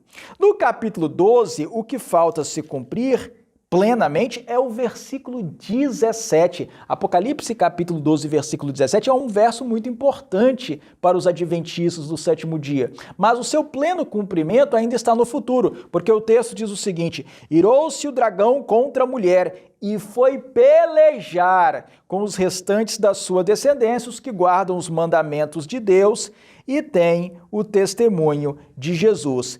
Essa guerra que o dragão vai mover contra o remanescente fiel ainda está no futuro, vai se cumprir no tempo de angústia, algo que nós estamos ainda aguardando, é algo que ainda não se realizou.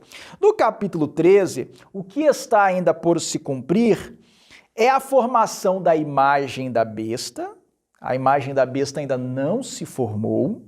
A imagem da besta vai se formar quando as principais denominações protestantes dos Estados Unidos se unirem em pontos comuns de doutrina e formarem um grande movimento popular para pressionar os legisladores e o poder executivo dos Estados Unidos a adotarem medidas de saneamento da sociedade, medidas de aprimoramento moral e espiritual, enfim, medidas religiosas. Aí, com essa união da igreja com o Estado, se formará a cópia da besta. A primeira besta foi um sistema que unia religião católica com o poder civil dos estados europeus para obrigar as pessoas a seguirem as decisões da Igreja Católica. A imagem da besta vai ser a união da igreja com o Estado nos Estados Unidos para forçar as pessoas a seguirem as decisões religiosas dos líderes religiosos e do movimento religioso, um grande movimento religioso que haverá nos Estados Unidos, de tal forma que as pessoas passem a seguir as decisões das igrejas protestantes apostatadas. Também está no futuro a aplicação da marca da besta, o que se dará por ocasião do decreto dominical. Eu estou me referindo especificamente a Apocalipse capítulo 13, versículos 14 a 17. É onde a profecia fala, é o trecho em que a profecia fala da formação da imagem da besta e também da aplicação da marca da besta. Também está no futuro Apocalipse 14, versos 1 a 5, em que os 144 mil são vistos sobre o Monte Sião. Isso ocorrerá no futuro, bem depois da volta de Jesus. Como também está no futuro o trecho que vai do versículo 14 ao versículo 20 do capítulo 14, porque isso aqui tem a ver com as 7 últimas pragas, que são uma manifestação da ira de Deus, e também tem a ver com a própria volta de Jesus, que é descrita nos versículos 14 a 16. Como a volta de Jesus ainda não se cumpriu, essa parte está no futuro. Como também está no futuro o capítulo 15, que fala nos versos 5 a 8 do fechamento da porta da graça. O fechamento da porta da graça está predito nos versículos 5 a 8 do capítulo 15. O capítulo 16, que traz as 7 últimas pragas, os 7 últimos flagelos, está todo no futuro. No capítulo 17, os versículos 16 e 17 tratam do futuro, porque mostram a besta e os 10 chifres odiando e destruindo a meretriz. Isso vai se cumprir no momento imediatamente anterior à volta de Jesus, quando os poderes políticos se voltarem contra as estruturas religiosas e os líderes religiosos, os bispos, os padres, os pastores, os reverendos, os pregadores populares, porque os enganaram, os líderes religiosos se sentirão enganados e as massas também se voltarão contra os líderes religiosos. Isso está predito nos versos 16 e 17 do capítulo 17. E a partir do capítulo 18 para frente, tudo está no futuro, porque mostra a devastação e destruição de Babilônia, mostra a segunda vinda de Jesus nos versos 11 a 21 do capítulo 19. Aqui nós temos a principal descrição apocalíptica da volta de Jesus. O capítulo 20 trata do milênio, com a destruição de Satanás e dos ímpios no final dos 1000 anos, e os capítulos 21 e 22 mostram como será a cidade santa Nova Jerusalém quando ela descer do céu e se estabelecer na terra como capital do novo reino de Deus. Então essas são as porções de Apocalipse, cujo cumprimento ainda está no futuro.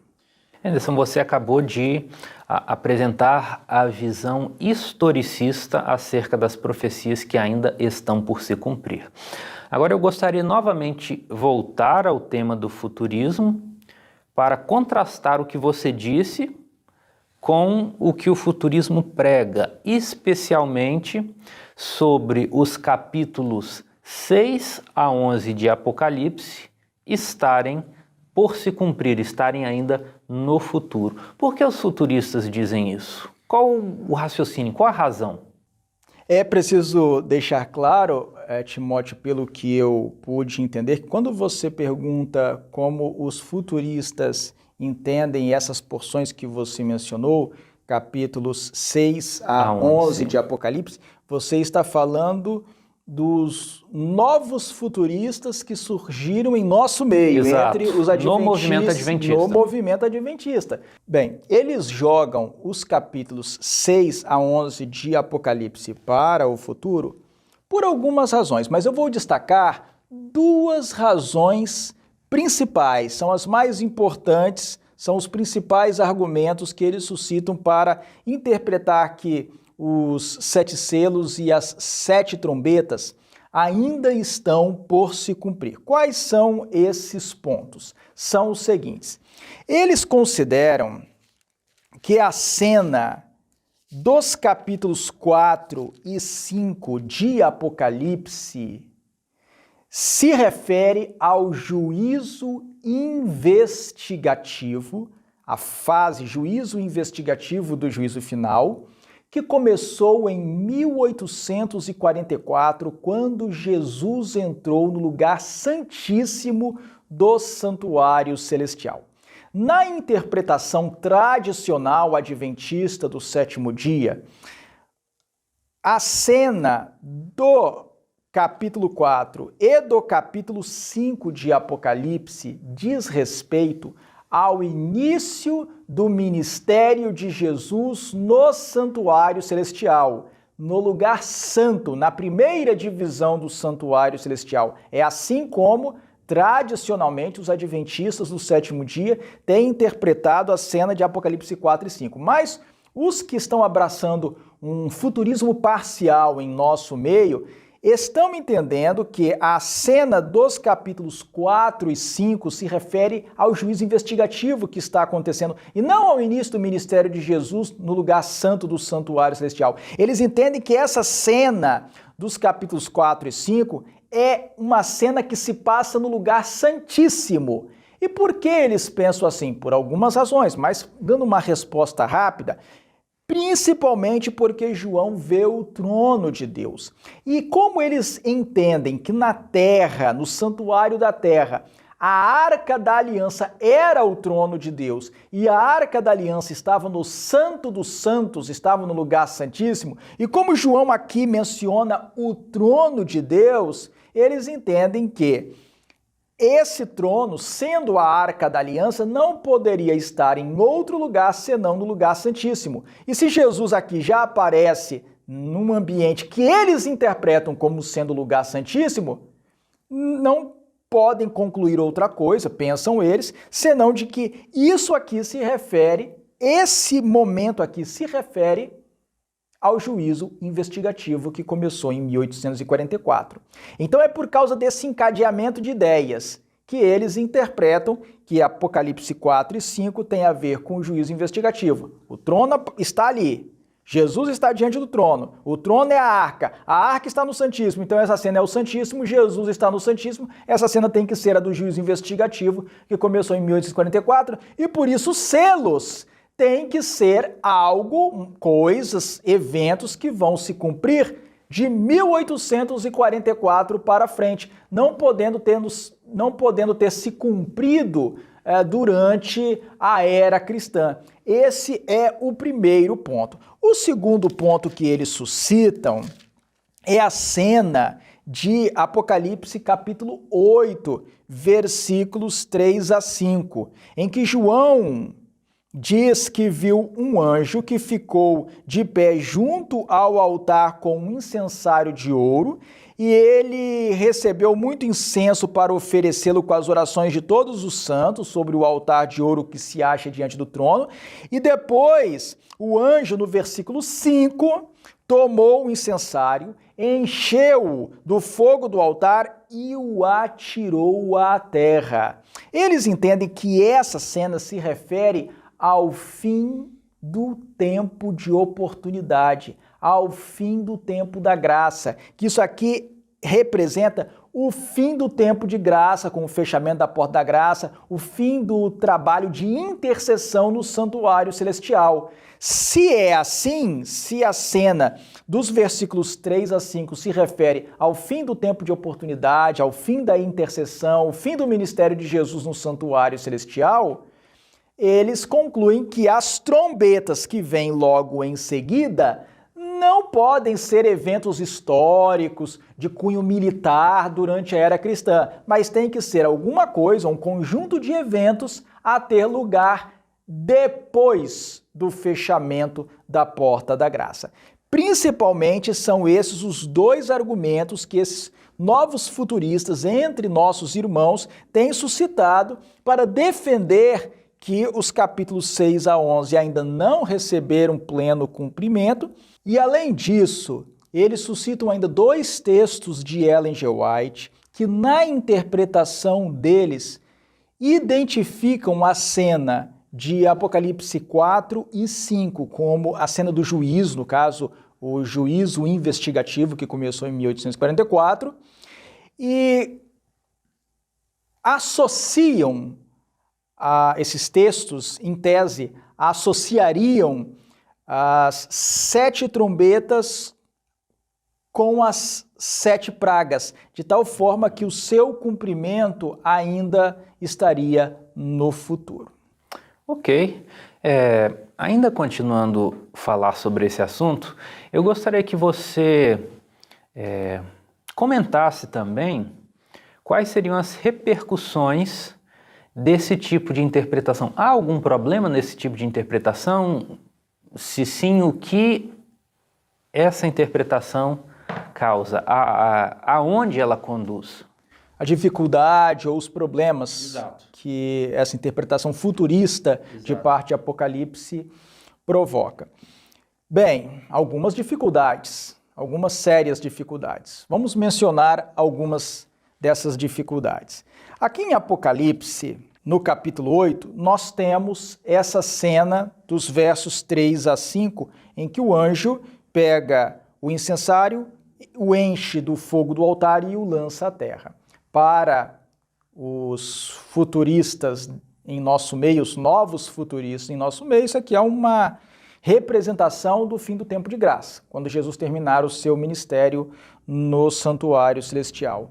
O grande problema é que se isso é assim mesmo, se isso é verdade, e além disso, se a cena dos capítulos 4 e 5 é uma cena do juízo investigativo, Então nós vamos ter uma dificuldade aqui com os 7 selos.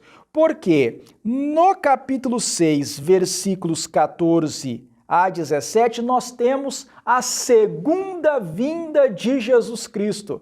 Ora, se os selos e as trombetas estão em sequência cronológica, como os novos futuristas em nosso meio sustentam, se essas 7 trombetas se seguem aos 7 selos, e se tudo isso, ou quase tudo isso, está no futuro, então nós temos o fim do tempo de graça, no capítulo 8, versículos 3 a 5, depois da volta de Jesus, que seria no final do 6º selo. Isso já é uma tremenda dificuldade, porque no final do 6º selo nós temos a segunda vinda de Jesus. Diz aqui: e o céu recolheu-se como um pergaminho quando se enrola. Então todos os montes e ilhas foram movidos do seu lugar. Os reis da terra, os grandes, os comandantes, os ricos, os poderosos, e todo escravo e todo livre, se esconderam nas cavernas e nos penhascos dos montes, e disseram aos montes e aos rochedos: caí sobre nós e escondei-nos da face daquele que se assenta no trono e da ira do Cordeiro, porque chegou o grande dia da ira deles, e quem é que pode suster-se? Isso aqui está no final do 6º selo, antes do 7º selo. Depois dos selos subsequentes, é uma descrição da segunda vinda de Jesus. Mas se os 7 selos estão se cumprindo ou ainda estão por se cumprir, se isso ainda está, de certa forma, no futuro, e se as 7 trombetas estão no futuro, e se a cena do capítulo 8, versículos 3 a 5, que o anjo joga um incensário na terra, cheio do fogo do altar, representa, como dizem os novos futuristas em nosso meio, o fim do tempo de graça, então o fim do tempo de graça vai acontecer depois da volta de Jesus, o que não faz o menor sentido. Nem eles mesmos entendem assim, que o fim do tempo de graça será depois da volta de Jesus. Um outro ponto extremamente problemático. Se o capítulo 8, versículos 3 a 5, mostra o fim do tempo de graça para toda a humanidade, quando Jesus terminar o seu ministério, então no capítulo 7, versículos 9 e 10 e 11, 12, do 9 ao 12 pelo menos, nós teremos uma dificuldade, porque aqui no capítulo 7, que é anterior, João vê uma grande multidão que ninguém podia enumerar, de todas as nações, tribos, povos e línguas, em pé diante do trono e diante do Cordeiro, vestidos de vestiduras brancas e com palmas nas mãos, que Ellen G. White diz em O Grande Conflito que são as palmas da vitória. Então quer dizer que a grande multidão de salvos de todos os tempos, de todas as épocas e de todas as terras, de todos os lugares, estarão no céu, diante do trono de Deus, antes do fechamento da porta da graça. É um outro sério problema para essa corrente de interpretação.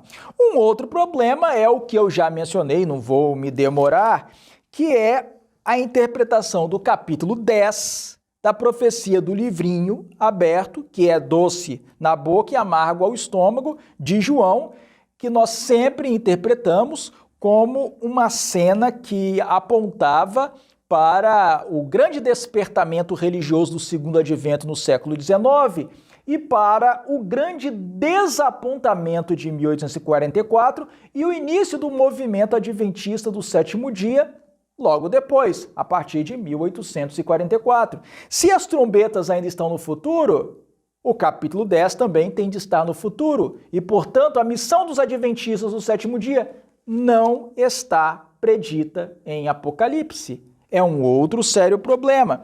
Mais um problema está no capítulo 11.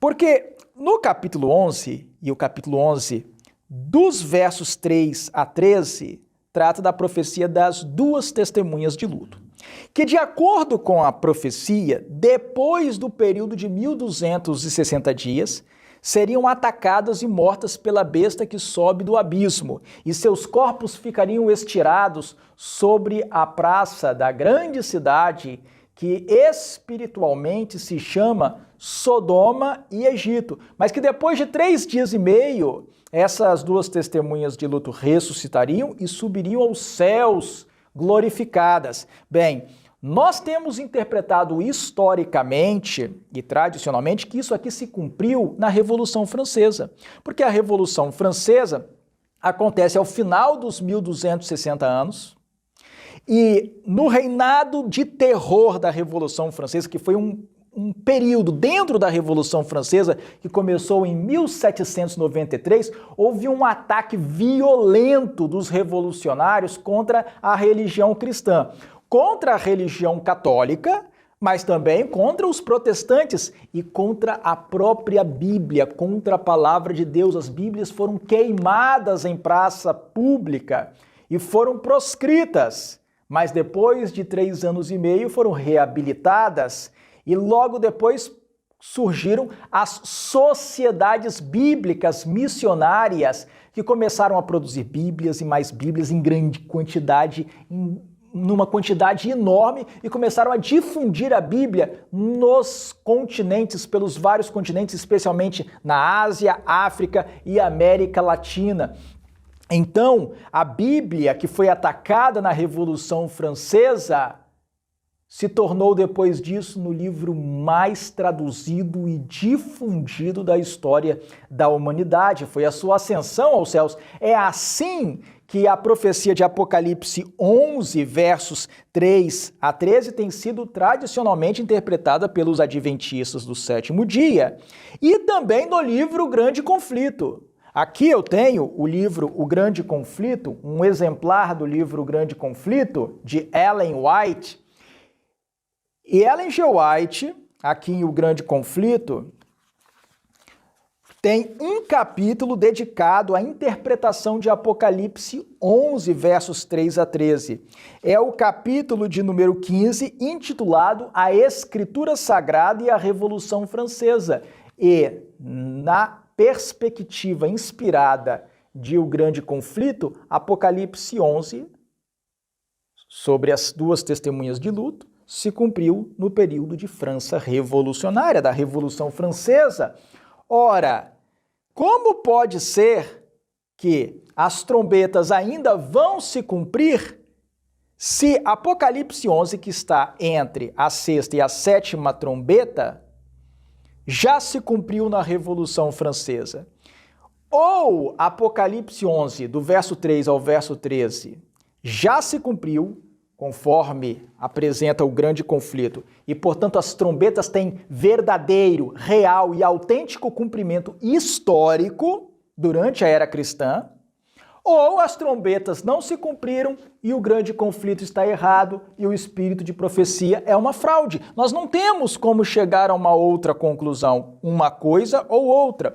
Um outro problema muito importante que essa interpretação futurista de parte do Apocalipse causa tem a ver com a própria 7ª trombeta. Por quê? Pelo seguinte, nós já comentamos isso aqui neste vídeo, mas vamos comentar novamente. Convido os que estão assistindo a este vídeo a lerem o texto conosco. Aqui em Apocalipse, no capítulo 11, na parte que trata da 7ª trombeta, nós lemos no verso 15: O 7º anjo tocou a trombeta e houve no céu grandes vozes dizendo, aí é um anúncio, é feito um anúncio: o reino do mundo se tornou de nosso Senhor e do seu Cristo e ele reinará pelos séculos dos séculos. Aí nós temos os versos 16, 17, 18, até já lemos o 18 hoje, vocês podem ler depois, porque aqui nós temos anúncios, declarações que são feitas no céu. E no versículo 19, lemos: Abriu-se então o santuário de Deus que se acha no céu, e foi vista a arca da aliança no seu santuário, e sobrevieram relâmpagos, vozes, trovões, terremoto e grande saraivada. Qual é o problema que nós temos aqui? Qual é a dificuldade que nós temos aqui? Quando nós vamos para o livro O Grande Conflito, de Ellen G. White, especialmente ao capítulo A Imutável Lei de Deus, vou abrir aqui no capítulo A Imutável Lei de Deus, é o capítulo 25 de O Grande Conflito. Aqui no primeiro parágrafo do capítulo 25, nós temos a interpretação do espírito de profecia para esse verso. E é uma interpretação importantíssima, não é uma coisa secundária que possa ser desprezada, é central, é central. O que eu vou ler aqui é central para a mensagem adventista. Ellen G. White diz o seguinte, abre aspas, abriu-se no céu o templo de Deus e a arca do seu concerto foi vista no seu templo, fecha aspas, e ela coloca aqui, Apocalipse 11, 19, aí ela comenta, a arca do concerto de Deus, a arca do concerto de Deus está no Santo dos Santos, ou lugar santíssimo, que é o segundo compartimento do santuário.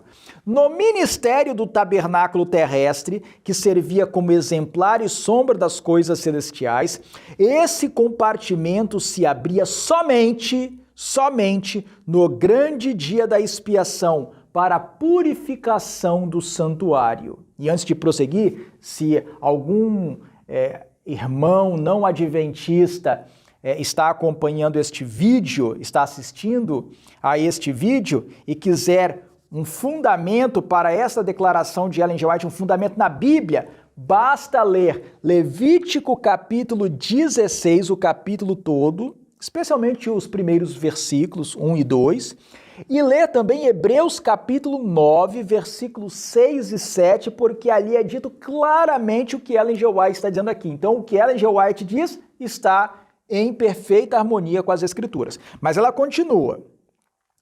Portanto, agora ela vai extrair uma conclusão. Portanto, o anúncio de que o templo de Deus se abrira no céu e de que fora vista a arca de seu concerto indica, é uma linguagem peremptória, indica. Ela está interpretando o verso, dando o sentido real, autêntico, único e exclusivo do verso. Indica a abertura do lugar santíssimo do santuário celestial em 1844, ao entrar Cristo ali para efetuar a obra finalizadora da expiação. E por que eu falo que é o cumprimento único, exclusivo, tem que ser esse?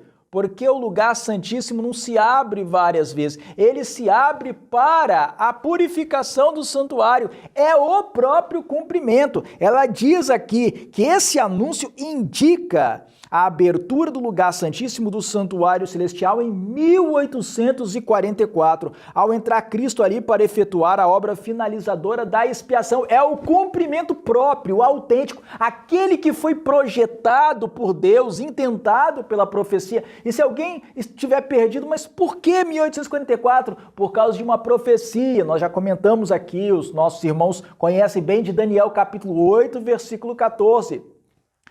Ele me disse, até 2.300 tardes e manhãs e o santuário será purificado. Essas 2.300 tardes e manhãs são, na verdade, 2.300 dias proféticos, 2.300 anos literais, porque dias proféticos simbólicos representam anos. Então nós temos aí 2.300 anos que começaram em 457 a.C.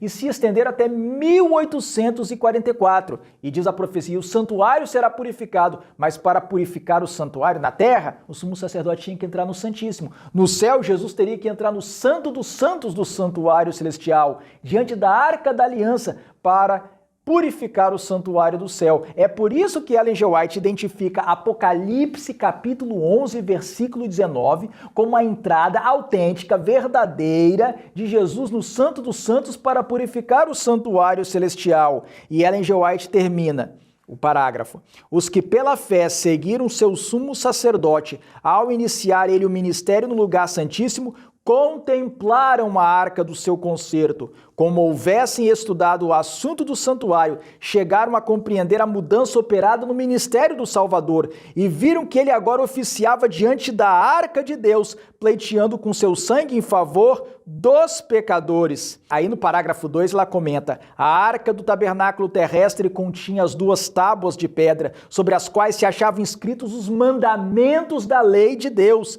A arca apenas servia para guardar as tábuas da lei, e a presença desses preceitos divinos é que lhe dava valor e santidade. Quando se abriu o templo de Deus no céu, foi vista a arca do seu testemunho, dentro do Santo dos Santos, no santuário celestial.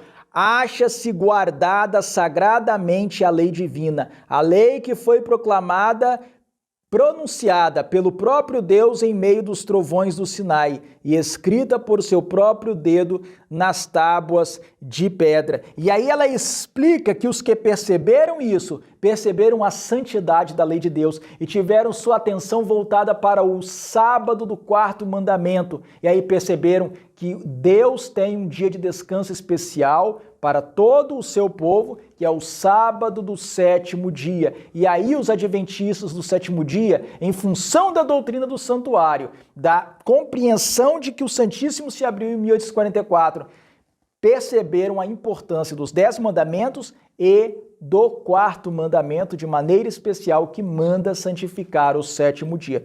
Então, se nós entendermos que a 7ª trombeta ainda vai se cumprir, que as trombetas estão no futuro, nós perdemos a interpretação tão preciosa de Apocalipse, capítulo 11, versículo 19. E isso é um problema que é gerado por essa interpretação futurista. Mas ainda há uma outra consequência que decorre dessa. Porque alguns irmãos, até historicistas, até que mantêm a perspectiva historicista, talvez venham a estranhar o que eu estou falando aqui e talvez venham a dizer: mas eu pensava que a 7ª trombeta está no futuro, que ela ainda vai tocar, que vai acontecer no futuro. Pois, irmãos, isso se deve porque muitos de nós, por falta de um aprofundamento no estudo da profecia, passamos a misturar o cumprimento da profecia, a confundir o cumprimento da profecia, a transmitir mal o nosso conceito, a nossa compreensão profética. E por que digo isso?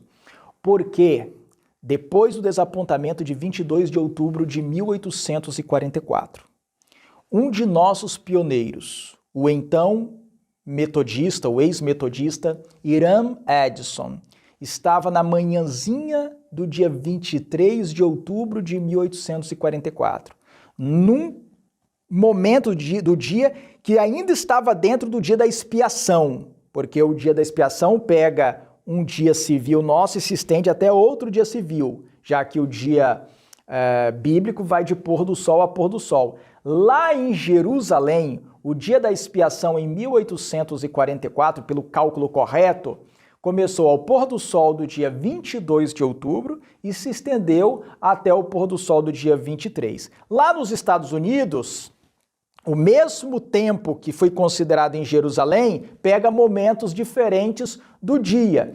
E a manhã do dia 23 ainda estava dentro do dia da expiação. Pois bem, Hiram Edson, depois de orar com alguns irmãos num celeiro, ele resolveu sair com um companheiro para animar irmãos que estavam desapontados porque Jesus não tinha aparecido. Enquanto ele estava passando pelo meio de um campo, ele diz que ele parou. O seu amigo continuou caminhando, mas ele parou.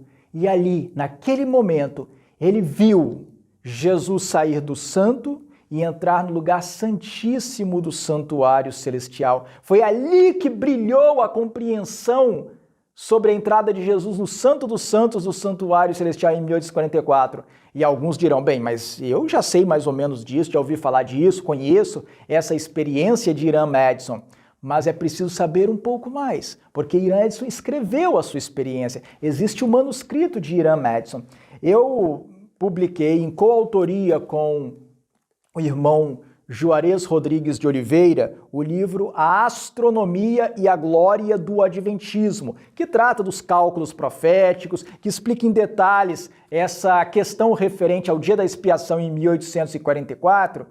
E num dos apêndices do livro, nós inserimos a íntegra do manuscrito de Hiram Edson em inglês e também uma tradução completa do manuscrito de Hiram Edson para o português, para que os irmãos tenham acesso a tudo aqui neste livro.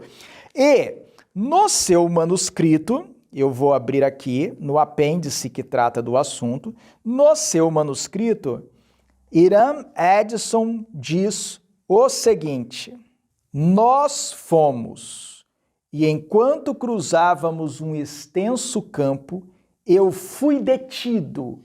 Ele fala assim, eu fui detido aproximadamente na metade dele, na metade do campo. O céu pareceu abrir-se diante de mim e vi, ele usa a linguagem, e vi, distinta e claramente, que em vez de nosso sumo sacerdote ter saído do Santíssimo, do santuário celestial, para vir à terra no 10º dia do 7º mês, no término dos 2300 dias, nesse dia ele havia entrado pela primeira vez no segundo compartimento desse santuário, e que ele teria uma obra a fazer no lugar santíssimo antes de vir à terra. Nessa data, no 10º dia do 7º mês judaico, em 1844, que caiu entre 22 e 23 de outubro. Nessa data, ele, Jesus, havia entrado nas bodas. Em outras palavras, diante do ancião de dias, a fim de receber o reino, domínio e glória, conforme está lá em Daniel capítulo 7, versículos 13 e 14. E que nós devemos esperar por seu retorno das bodas, como Jesus tinha dito. E minha mente foi dirigida, prestem atenção, a linguagem que ele está usando, e minha mente foi dirigida para o capítulo 10 de Apocalipse, onde eu pude ver que a visão havia falado e não mentira. O 7º anjo havia começado a fazer soar sua trombeta. É aqui que está o grande problema, porque aqui é o fundamento do movimento adventista do 7º dia. O 7º anjo havia começado a fazer soar sua trombeta. Nós tínhamos comido o livrinho, tinha sido doce em nossa boca e agora tinha se tornado amargo em nosso estômago, amargando todo o nosso ser. Que nós devemos profetizar outra vez, conforme está lá escrito em Apocalipse 10, verso 11, etc. E que quando o 7º anjo começou a tocar, o templo de Deus foi aberto no céu, e lá foi vista em seu templo a arca de seu testamento, etc. Enquanto eu me encontrava parado no meio do campo, meu companheiro havia seguido caminhando quase mais que o alcance da voz, antes de perceber que eu não o acompanhava.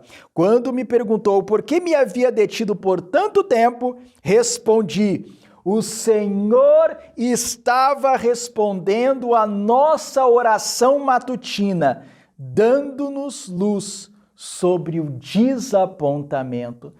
Irmãos, quando hoje alguns dentre nós estão pegando as trombetas, a 7ª trombeta, jogando o cumprimento dessas profecias para o futuro, estão jogando fora a maravilhosa, a espetacular experiência de Hiram Edson naquele campo, na manhã de 23 de outubro. Ele disse que ele viu que a mente dele foi levada para Apocalipse 10 e para a compreensão de que o 7º anjo tinha começado a tocar ali, em 1844. E, infelizmente, essa abordagem futurista está jogando fora essa maravilhosa herança profética. Anderson, chegou a hora de nós encerrarmos aqui a nossa conversa e foi muito produtiva. Você nos detalhou bastante coisa, você uniu informações importantes que nos levam a conclusões importantes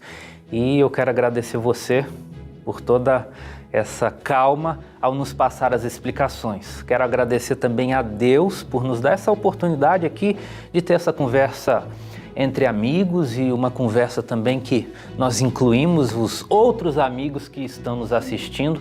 É sempre um prazer poder fazermos isso.